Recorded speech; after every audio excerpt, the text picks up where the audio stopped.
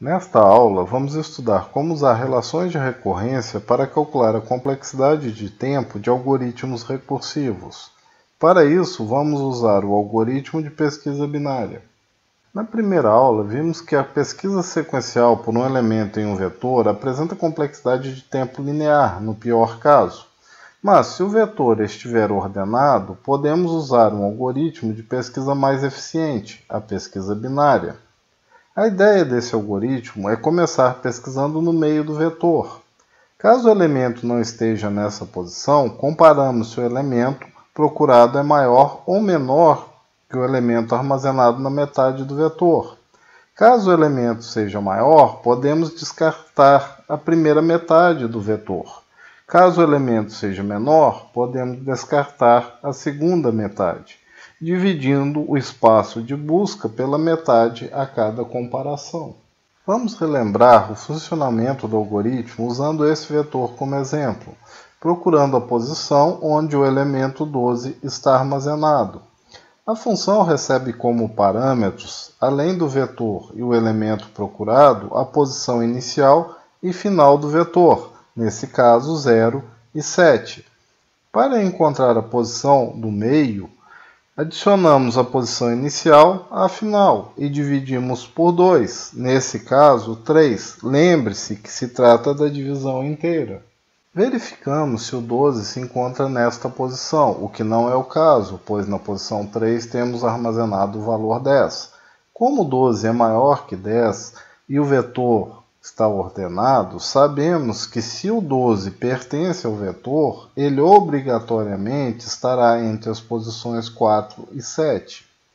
Então fazemos uma chamada recursiva à função, passando 4 como a posição inicial e 7 como a posição final.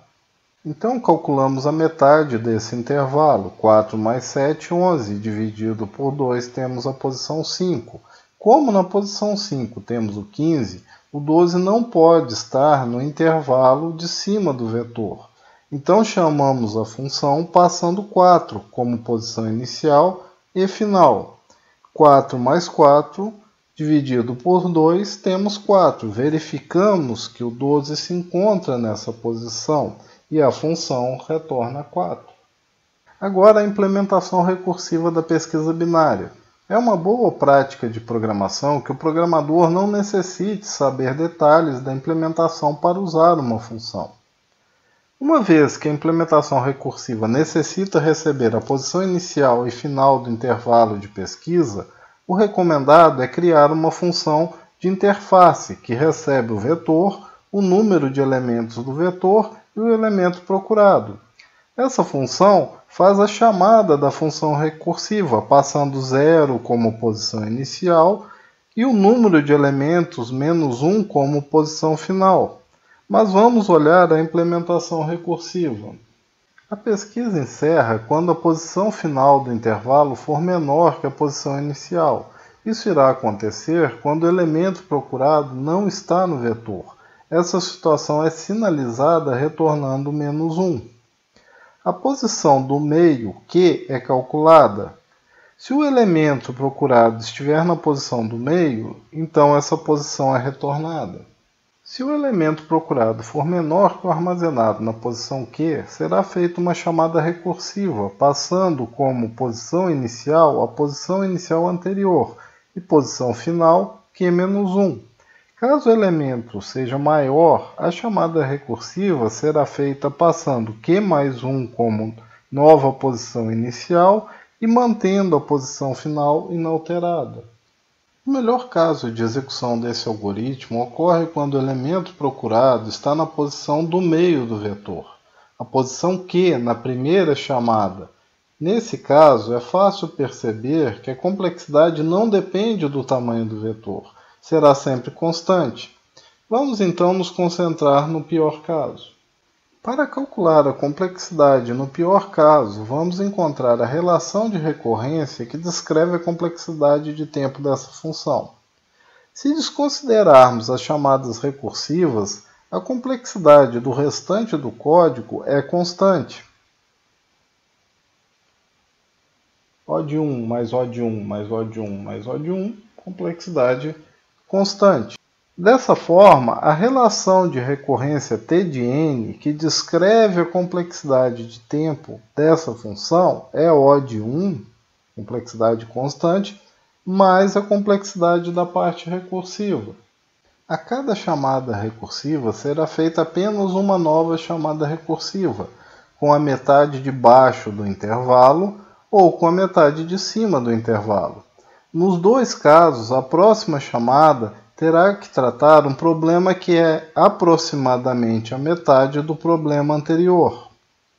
Uma vez que a relação de recorrência t descreve a complexidade de tempo da função, podemos descrever o custo da nova chamada recursiva como t de n sobre 2. Dessa forma, temos t de n igual a t de n sobre 2, que é o custo da chamada recursiva, mais O de 1, que é o custo da parte não recursiva.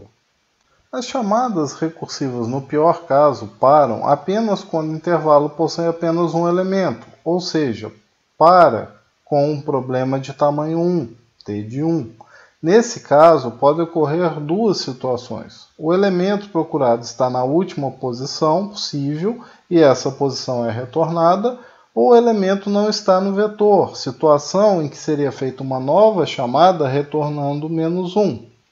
Considerando que essa chamada extra não irá influenciar na complexidade e que colocar como base da recursão t de 0 apenas complicaria a resolução da relação de recorrência, vamos simplificar apenas considerando que para problema de tamanho 1 a complexidade é O de 1.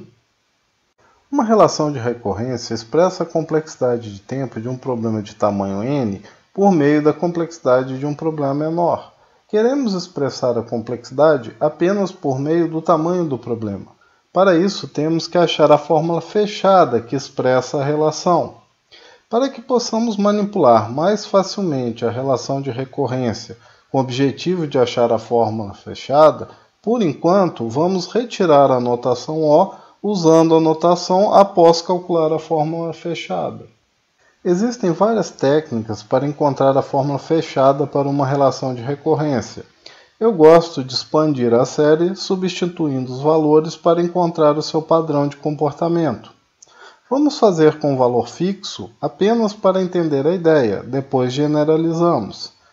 Se eu fosse calcular quanto é t de 8, teríamos t de 8 igual a t de 4 mais 1. Para calcular o t de 8, precisamos saber quanto é t de 4. Então vamos calcular o t de 4, que é t de 2 mais 1. Por sua vez, t de 2 é t de 1 mais 1. E t de 1, por definição, é igual a 1. Dessa forma, temos que t de 8 igual a 1 mais t de 4, que foi calculado abaixo como t de 2 mais 1, que é t de 1 mais 1. Então, t de 8 igual a 1 mais 1 mais 1 mais 1, que é igual a 4. Generalizando essa ideia, temos t de n igual a t de n sobre 2 mais 1, e precisamos calcular t de n sobre 2. Para isso, substituímos n sobre 2 na definição da relação, e temos n sobre 2 dividido por 2, que é igual a n sobre 4, ou n sobre 2 ao quadrado. Agora precisamos calcular t de n sobre 2 ao quadrado, substituindo n sobre 2 ao quadrado na definição da relação. Temos então t de n sobre 2 ao cubo mais 1. Esse processo é feito sucessivamente até que n sobre 2 elevado a um valor, que vamos chamar de L, seja igual a 1. Então, no final, temos que t de n sobre 2 elevado a um valor é igual a t de n sobre 2 elevado a L mais 1. Note que, quando temos 2 à terceira, o anterior é 2 elevado ao quadrado. Quando temos 2 ao quadrado, o anterior é 2 elevado a 1. Então, nesse ponto, será 2 elevado a L menos 1, sendo que N sobre 2 elevado a L é igual a 1. Afinal, essa é a base da recursão. Então, sabendo que N sobre 2 elevado a L deve ser 1 para que não existam mais aplicações recursivas, N é igual a 2 elevado a L. Dessa forma, L é igual a log na base 2 de N. Com essa informação, vamos calcular o valor de T de N, que é igual a 1 mais T de N sobre 2, sendo que o valor de T de N sobre 2 já foi calculado, e é 1 mais T de N sobre 2 elevado a 2, que também já foi calculado como 1 mais T de N sobre 2 elevado a terceira. Eliminando os sucessivos t's de n sobre 2 elevado a um valor que ocorrem do lado direito das equações com os respectivos valores que ocorrem do lado esquerdo, sobram 1 mais 1 mais 1 mais 1 log 2 de n vezes. Note que começamos na linha com n sobre 2 e terminamos em n sobre 2 elevado a L, que é log 2 de n. Dessa forma, T de n é igual a log 2 de n vezes 1, mais T de 1, que é 1. Lembrando que n sobre 2 elevado a log 2 de n é igual a 1. Então, a complexidade de tempo no pior caso de execução do algoritmo de pesquisa binária é O de log de n, sendo n o número de elementos do vetor. Note que com a notação O não colocamos a base do logaritmo. A conversão de uma base de logaritmo para outra é dada por essa fórmula. Se, por exemplo, quisermos converter o logaritmo de n na base 4 para o logaritmo de n na base 2, o b da fórmula seria 2 e o a, 4. Então, log na base 4 de n igual log na base 2 de n dividido por log na base 2 de 4, que é igual a log na base 2 de n dividido por 2. Veja que a conversão de base é a divisão por uma constante, portanto, a base não deve aparecer dentro da notação O. Para calcular a complexidade de espaço, o mais fácil é analisar a árvore de chamadas recursivas, que começa com vetor de tamanho n e termina com um vetor de tamanho 1, que é n sobre 2 elevado a L. Sendo que a cada chamada o tamanho do vetor é diminuído pela metade, e todas essas chamadas ficam empilhadas simultaneamente. Para encaixar no padrão de que a cada chamada temos n sobre 2 elevado a um valor, podemos pensar no n como sendo n sobre 2 elevado a 0, e no n sobre 2 como n sobre 2 elevado a 1. Dessa forma, é fácil ver que essa árvore tem altura L mais 1, ou seja, log 2 de n mais 1. Então, a complexidade de espaço no pior caso de execução também é O de log de n. Poderíamos facilmente converter a implementação da pesquisa binária para uma versão não recursiva.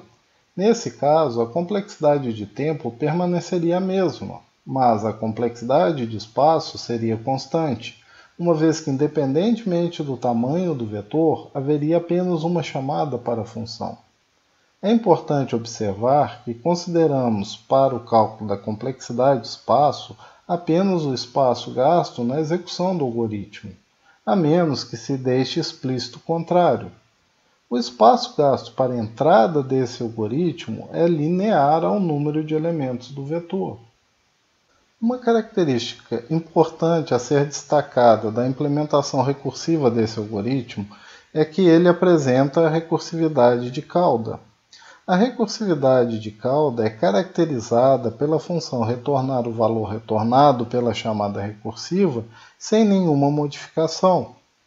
Essa característica é importante, pois algoritmos com recursividade de cauda são facilmente convertidos para suas versões não recursivas.